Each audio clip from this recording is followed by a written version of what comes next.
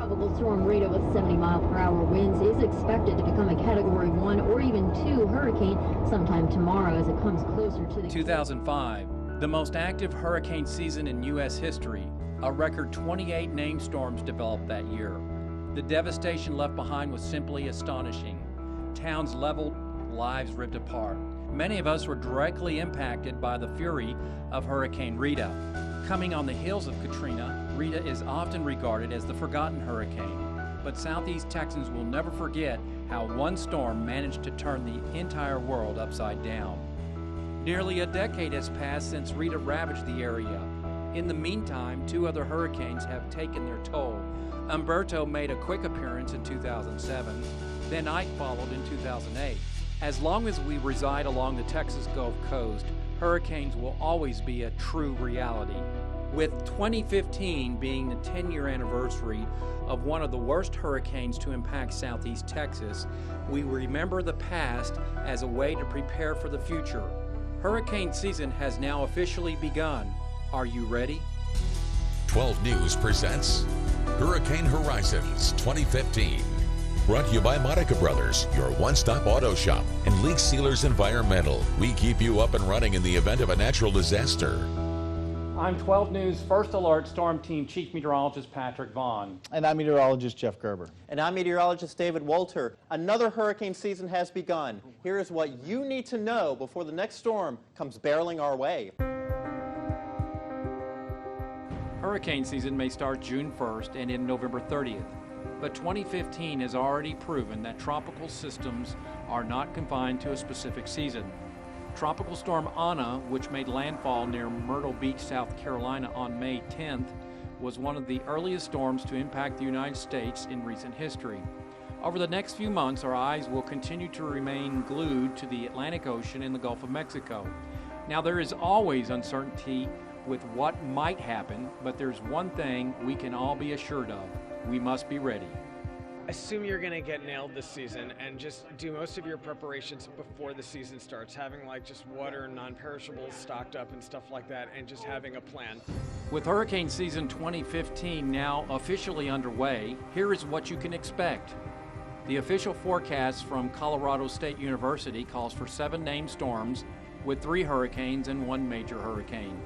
This is well below the average season, which typically consists of 12 named storms with 6 hurricanes and 3 major hurricanes. For the general public, we put these forecasts out basically just as public awareness, so people want to know how active you think the season's going to be. But these forecasts are for the Atlantic Basin as a whole. They're not for any specific location along the coastline. And that is one of the many reasons why the early season forecast should never dictate how you prepare for this or any other hurricane season. Don't get distracted by all of the talk about seasonal forecasts and going into a less active era, or what has or has not happened in your area over the last year or 10 years or 50 years. Realize that it could happen to you this year. The reality is, even if we're only talking about less than 10 storms, if one of those 10 storms hits your community, it's a big deal. Some Southeast Texans, especially those who lived around Houston in 1983, know about Alicia, a powerful Category 3 hurricane that left tens of thousands of residents homeless. The storm was the worst to hit Texas since Carla in 1961, but it was just one of 4 named storms to develop in 1983. That means parts of Houston suffered extensive destruction in one of the quietest hurricane seasons on record. There's a huge difference between how busy overall a hurricane season can be in the Atlantic, Gulf, and Caribbean, and how bad it can be where you live. You could be impacted this year by wind or water or both, worse than you ever had, even in a below average year if that's the way it turns out. And let's not forget, it's not just the major hurricanes that do the most damage. Some Category 1 hurricanes and even tropical storms have taken their toll. When Tropical Storm Allison slowly drifted around East and Southeast Texas in 2001, rain came down in buckets. Flooding in Houston was some of the worst the city had ever seen. When all was said and done, Allison caused nearly $9 billion in damage, making it the costliest tropical storm in U.S. history. Another thing you have to worry about in our part of the world is you don't even need a hurricane. You need a fairly large, wet tropical disturbance come in and stall and dump 20 to 30 inches of rain. on you or even north of you, and the Nueces River floods and you have all the problems with flooding, and that's how we lose a lot of our lives here. Inland flooding is the one that people often least think about and least respect, and a lot of people die in their cars. And that's why this phrase, turn around, don't drown, is really good advice. And so you really need to heed the flash flood watches and warnings that come out from a local weather service forecast office when any strength, depression, storm, hurricane, major hurricane, is affecting your area. Over the last 10 years, we've experienced 3 hurricanes, each one different in its own way. The furious wind of Rita devastated parts of southeast Texas, but it was the storm surge that caused the most damage in southwest Louisiana. In 2007, Umberto may not have caused the most destruction, but it was unique in how quickly it developed. In fact, it was the quickest developing Atlantic hurricane prior to landfall in history. And exactly 1 year after Umberto, Ike proved that the worst weather is not always near the eye of the storm. After the break, we'll take you back to 2008 and recognize some of the heroes who risked their lives to rescue those stranded in Bridge City during Hurricane Ike. But first, since 2015 is the 10-year anniversary of Hurricane Rita, let's see what you really know about this monster storm. Where does Rita rank amongst the strongest hurricanes in Atlantic history? The answer after the break. Hurricane Horizons 2015 is brought to you by Monica Brothers, your one-stop auto shop, and Leak Sealers Environmental. We keep you up and running in the event of a natural disaster. We're back with the answer to your Rita trivia question. Where does Rita rank amongst the strongest hurricanes in Atlantic history? At one point, Rita was a massive Category 5 hurricane with winds estimated around 180 miles per hour. The central pressure was an astonishing 895 millibars, making it the 4th strongest Atlantic hurricane on record. This milestone occurred when Rita was located approximately 570 miles from Galveston Island. Thankfully, the storm weakened to Category 3 strength upon landfall on September 24, 2005. In 2008, Hurricane Ike served as another reminder of how vulnerable we are to hurricanes. The memories from that fateful September day are still fresh in one hometown. Now, the floodwaters may have devastated Bridge City, but they could not destroy the spirit of the Bridge City Volunteer Fire Department. The eye of Hurricane Ike rolls over Galveston Island at 2 a.m. on September 13, 2008. 80 miles from the center of the storm is Bridge City, and without anything separating the city from Sabine Lake other than marshland, the water rushed right in. But so did the Bridge City volunteer firefighters. Now, before we move forward, let's step back 12 hours. September 12th, the Bridge City Fire Department is in Jasper waiting for Ike to arrive. The original plan was to travel back to Bridge City around daybreak the following morning, but because the water was rising so quickly, their services were needed much earlier than anticipated. It was around midnight the calls for help started to come in. At that point, it was time to spring into action. We started getting phone calls around midnight, and we all sat down and decided time to go back. So as the storm was going that way, we was coming this way. When the crew finally arrived in Bridge City, it would only take a few hours before daylight brought light on the true magnitude of the situation. I've been here full time since 1970, and we know people have been here 70, 80, 90 years and never saw anything like that before. Hope we never do again either. We're used to seeing streets. All we was seeing was waterways, and it's unbelievable. 95% of the city was underwater. Of the roughly 3,800 homes in Bridge City, only about 16 were able to escape the floodwaters. Everybody had water. It was a shared situation, and it was not, wasn't nothing you can do about it but just deal with it. The extent of the flooding was unprecedented.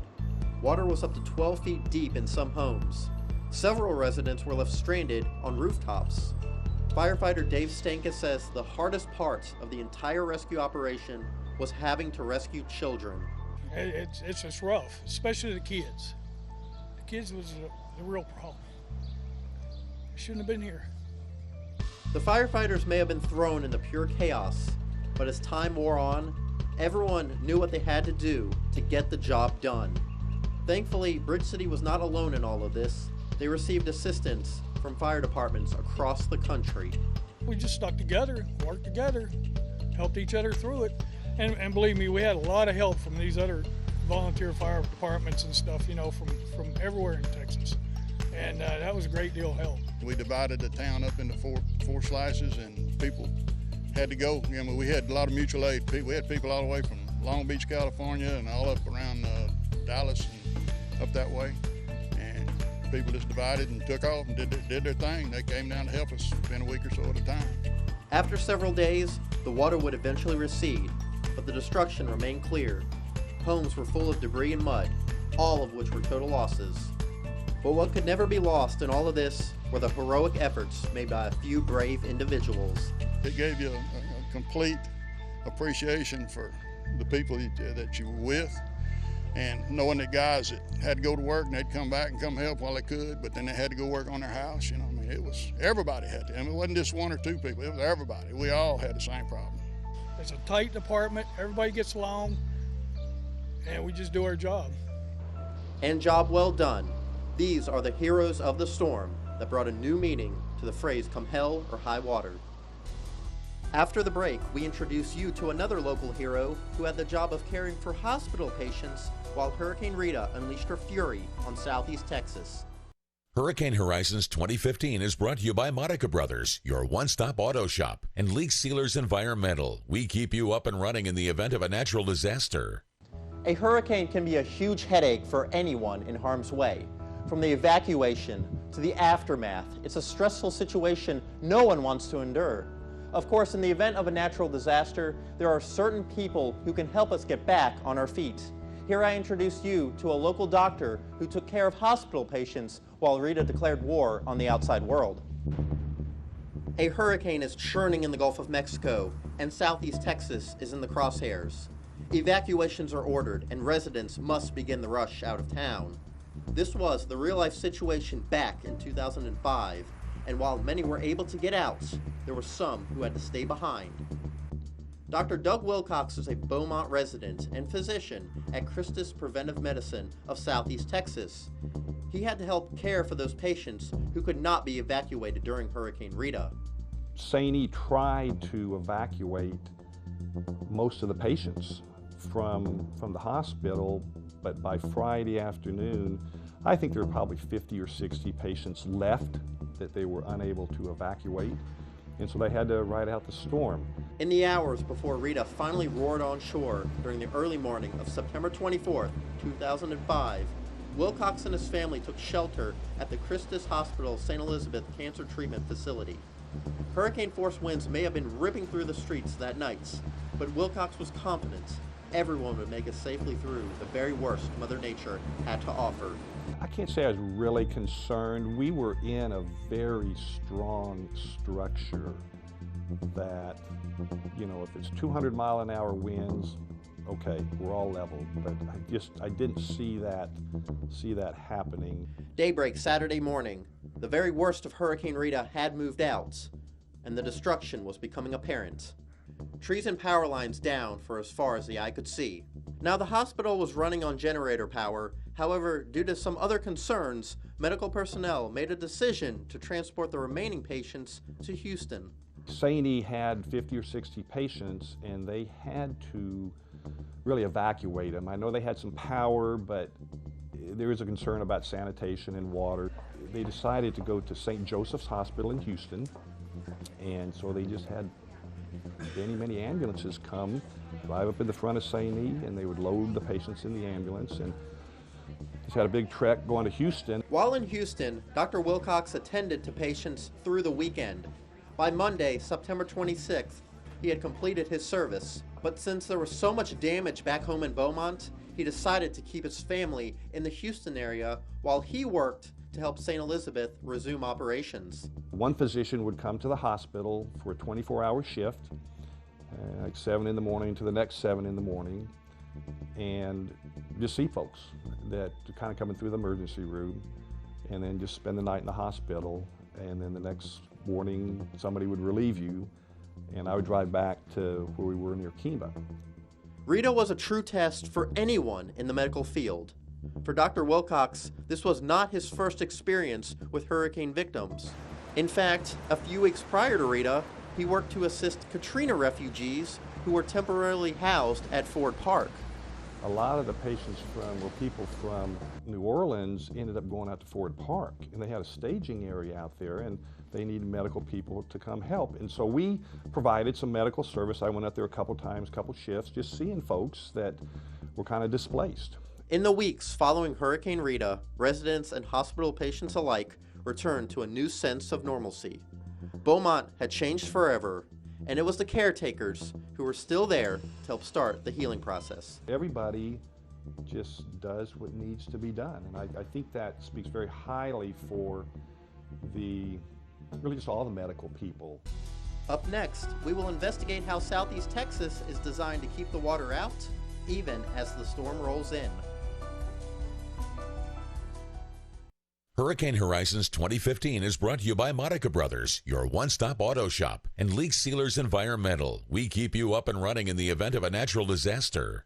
When you have to evacuate from a hurricane, you must leave your home and most of your possessions behind. At this point, there's a lot of uncertainty with what might happen. What will you discover when you return? Will everything be fine, or will we be picking up the pieces? Is there even a way to truly protect Southeast Texas from a hurricane? There are a lot of questions, but the answer may be located all around us.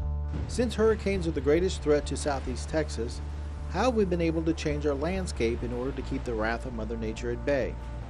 The answer lies in an advanced levee system that outlines parts of Jefferson and Orange County. The levee system around southern Jefferson County alone is 35 miles, beginning in Port Neches and ending near the Jack Brooks Regional Airport. We spend 365 days a year virtually maintaining that system. Not only the hurricane flood protection levee, but all of the pump stations and the inner canal system, drainage system. 12 pumping stations are situated along the levee system, with a 13th to be constructed at Alligator Bayou. Funded through FEMA's Hazard Mitigation Grant Program, this $60 million project is expected to be completed late spring of 2017. As a result of a master drainage study that was done or completed back in 2002, one of the recommended improvements was to add some additional pumping capacity out there. Not only additional capacity, but also what we call a low flow pump system. Now, a big problem facing the city of Orange today is the overall height of the current Sabine River levee. It is just too low. The 6 to 8 foot storm surge of Ike was easily able to overtop the levee. At that point, the pumping station became overwhelmed with water and ultimately rendered useless. Normally, the water is held back on the river side of the levee, and then what is captured on the land side or the town side of the levee is what the pumps normally pump over the levee or into the river. Once that was overtopped, like it was during Hurricane Ike, it was a sea of water, so there was no sense in running the station. It would have served no purpose. Now, there is a chance the levee could be raised if a land study conducted by the Army Corps of Engineers determines the upgrade to be necessary. We're really limited until the Corps comes up with a new plan for a new major levee whose elevation would be much greater than elevation 8. And I think they may be looking at elevation 12 or elevation even 14.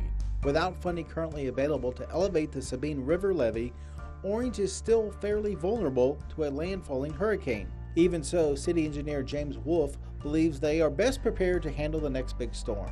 I think we are. We went through a learning curve in the last 8 to 10 years that we've encountered the 2 hurricanes, the one in 05 and the other one in 08. We know from a infrastructure standpoint what we need to do. Right now, there are no levees in far south Jefferson and Orange counties. That is why flooding during Hurricane Ike was so extensive in those areas. At Sabine Pass, a storm surge over 12 feet basically wiped this small community off the map. The worst flooding in Orange County occurred when Gulf waters were forced through Sabine Lake and into southern parts of the county. This left 95% of Bridge City underwater. Without any protection, Gulf waters are simply pushed onshore without much resistance. So what can be done to help prevent these flooding disasters in the future?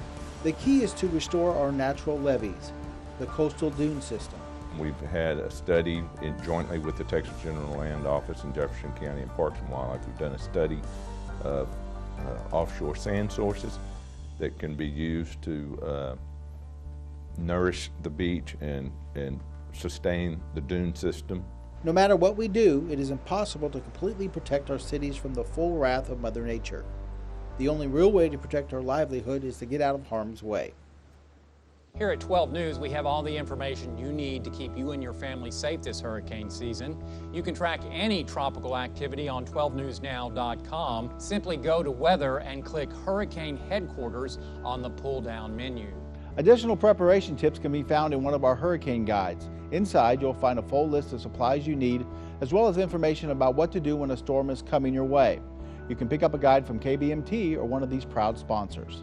Social media is one of the best forms of communication, especially if the power goes out. Make sure to like us on Facebook and follow @FirstAlert12 and @12NewsSETX on Twitter.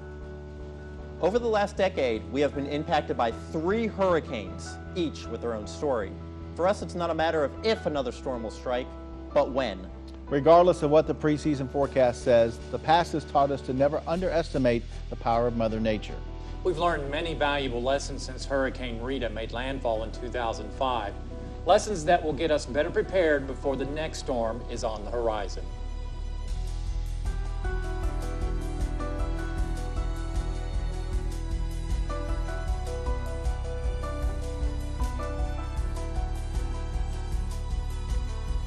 Hurricane Horizons 2015 is brought to you by Monica Brothers, your one-stop auto shop, and Leak Sealers Environmental. We keep you up and running in the event of a natural disaster.